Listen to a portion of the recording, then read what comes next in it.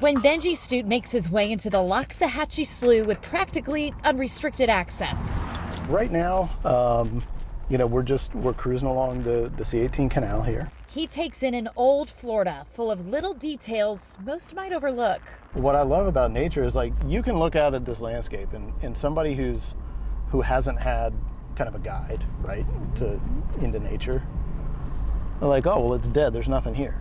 But there's little dramas going on everywhere. You can tell he's a storyteller at heart, conservation biologist by day. That was a red-shouldered hawk. Always toting along a camera to capture those little conflicts. It always keeps me like, what's the next story? Like, what are we going to find out next? The story he's telling this time is a comeback for a bird nearing extinction, the snail kite. All thanks to snails that would otherwise be unwelcome. There's a whole pile of snails down there at the base of that cypress tree. There's some over there. These are invasive island apple snails. Their shells scattered under these trees like litter. Every single one of these is empty.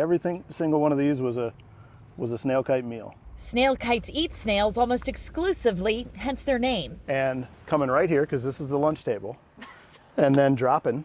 And then going back, getting another one, dropping, and then that's how you get this accumulation.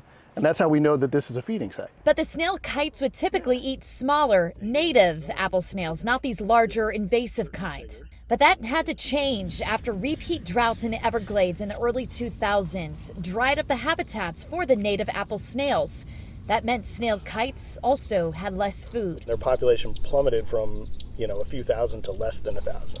But around the same time, invasive island apple snails showed up to at least briefly be the hero in this story. All of them showed up through the pet trade. Becoming a new food source out here that is still thriving. Tens of hundreds of thousands. Snail kites are still endangered, but their numbers are back into the thousands, with most credit going to that invasive island apple snail, but also restoring and protecting wetlands like the Loxahatchee Slough for a reliable habitat and water source. This actually absolutely helped the snail kite for that period in time.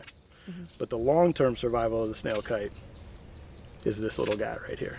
The native apple snail, but it is still struggling to rebound. That is the downside of the invasive snail. Where the invasive has invaded areas where the native has a stronghold, they are seeing the native population drop off. So this is likely a short-lived victory for the island apple snail. Making sure the native snail can survive is critical not just for one species, but the bigger picture. Nature is resilient. It is incredibly resilient, right? But we've just got to give it a chance. Megan McRoberts, WPTV, News Channel 5.